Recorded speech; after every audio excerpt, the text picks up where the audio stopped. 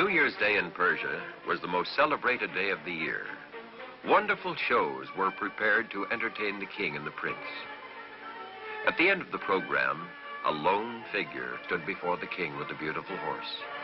Your Majesty, I beg thee, look upon this wondrous animal. It is not real, but an ingenious machine that will carry me anywhere I wish, just by turning a peg.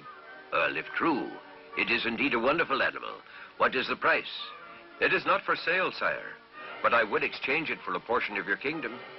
Well, for such a trade, I must know more about this horse. My son, Prince Brahma, will test the animal for me. The owner started to show the prince how to control the horse. But before he could tell him all, Prince Brahma turned the peg, and away he flew. He doesn't know how to bring it back. It's a trick to kidnap the prince.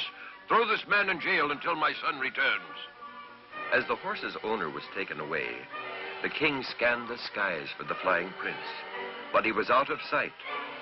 High above the clouds flew the enchanted horse with the frightened prince. He traveled hundreds of miles, but he couldn't control the animal. He twisted the peg, but the horse continued to fly upward and onward. At last he found a small knob behind the animal's ear. He gave it a turn, and the enchanted horse started to descend. As he came closer to earth, the prince saw he was in a strange kingdom. I will be in danger if I'm found, but I can't control the horse. The amazing animal carried Prince Brahma toward a palace courtyard. After I land, I'll turn the peg, and maybe it will fly away again, perhaps right back to my own country. So intent was the prince on the controls that he didn't watch the archway through which the horse flew.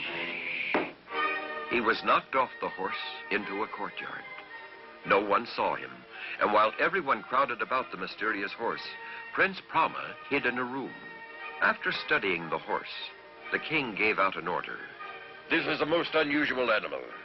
I shall give it as a gift to Princess Serena. Perhaps then she'll be my bride. Take the animal to the stable until I'm ready to give it to her. Prince Brahma could hear the king's orders, and now he realized his chance of escaping was gone. Then he heard someone sobbing. He discovered that he was in the room of Princess Serena. She was the most beautiful girl he had ever seen. She looked up and saw the prince staring at her. Who are you? I'm Prince Brahma. I come from far away. Don't let them know I'm here. Oh, did my father send you to rescue me from King Agmir? No, but perhaps I can help. Tell me how you came to this place. Princess Serena then told Prince Brahma the story of how she was captured by the powerful King Agmir. She must marry him or be put to death. I have an idea. If you pretend to be ill, the king will have to postpone any decision until you're well. I'll hide out in the city and return when the time is right. The princess agreed, and she acted as if she were in a trance. And soon the whole palace was alarmed. Word got to the king about her illness. Send for the best doctors in the kingdom. Each doctor who came tried to cure the young girl, and each failed. King Agmir sent out a call to physicians from other lands. One day, a strange doctor came to the palace. I can cure the princess, but I must attend her alone. When the doctor was alone in the sick girl's room, he spoke to her. Princess Serena, arise, for it is time for us to leave. Prince Brahma, it is you? Yes, Serena, but we must play the game for a while yet. Now we will see the king. Sire, you see she is almost cured already. Now, some special, unusual gift from you may complete the treatment. How fortunate. I have been saving a most unique horse to give to the princess. So the enchanted horse was brought to the palace. It's beautiful. May I sit in the saddle? Of course, my dear, it's yours. Prince Brahma helped Princess Serena up on the horse.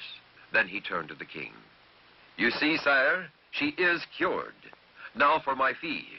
Of course, good doctor. What is your wish? I wish the princess myself. He jumped behind Serena. Never. She is mine. Guards, seize him.